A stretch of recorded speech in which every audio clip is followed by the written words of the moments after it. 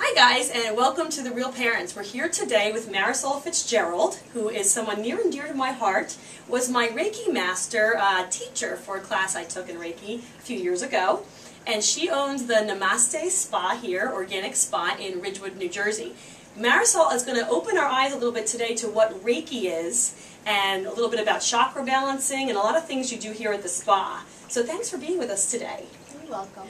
So give me a little bit of background about Reiki. It's a form of energy healing, and how does that exactly work, or maybe you have a little background on what that is?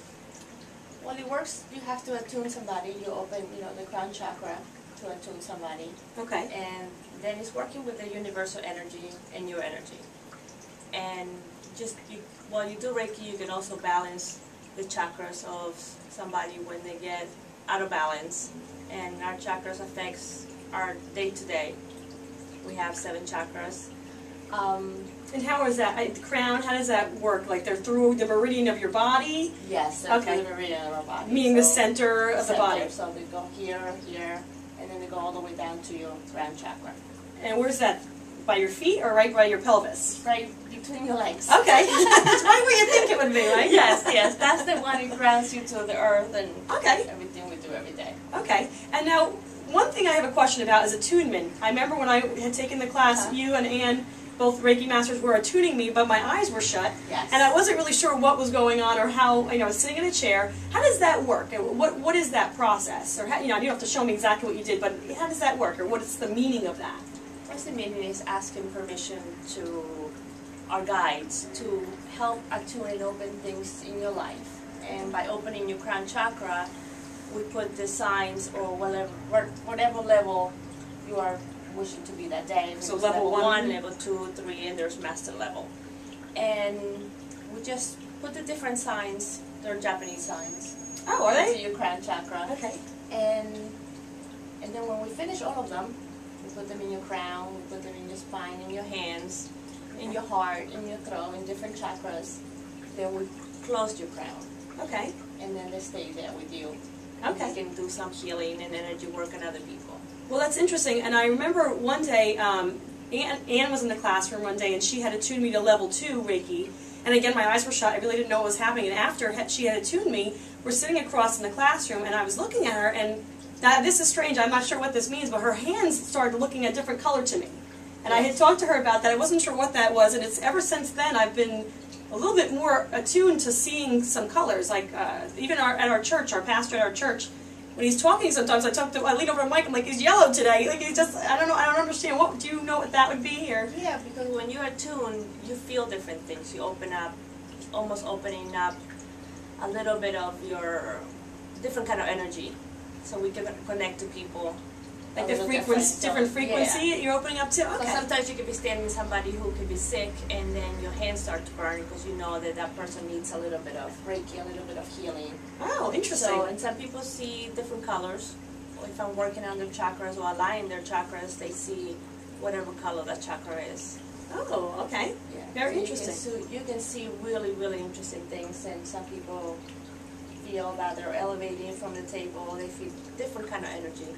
Okay, so if someone comes here and they come in for a Reiki session, do you also combine that with massage? I think you had mentioned something of that sort. What I do usually is I do a little cranial sacrum and Reiki together. And cranial sacrum would be working on the head? Working on the head, releasing the fluid that goes from your cranial into your sacrum. And is that from actually like a massage or from not touching? It's a very light touch. Okay. It's maybe like 4 grams of touch.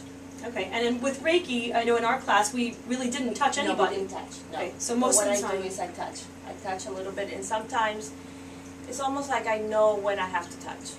Okay. And I have to stay in different, when I feel different energy and different things going on, sometimes you feel like you have to give them a little bit of love, it's like you have to connect with them in different ways. Different ways. And some people cry, some people have different emotions going on them. Okay, so you use your intuition as you're going along. Yes. Okay, interesting. Now, we talked a little bit about chakras. The crown chakra, and they go down your body. Now, what is how do you utilize chakras? That people talk about chakra balancing, and you do that here as well. What's that process? I've never seen that process done. Is it something where someone touches you, or does someone lay down, or how does that work? Well, you can do it standing up. Okay. So what you do is you just feel the chakras, what they're off, and you usually, chakras they spin Okay. clockwise like this, right? The energy of them? Yes. Okay. So they're constantly spinning around.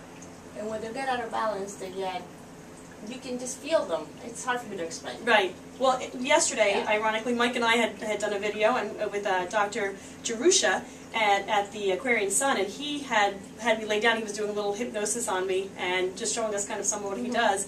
And he was over my head, and he goes, "Boy," he goes, "your mind is thinking of a million things." And he was doing with the unwinding, and it was very interesting. And I guess it was that intuition or feeling. You just feel them. The energy. You just feel them, yeah. And they get us out of balance, like the throat chakra, you know, usually is out of balance when people cannot express themselves, right? Or they have a sore throat kind of often. Okay. Or they get lost all the time. Oh, okay.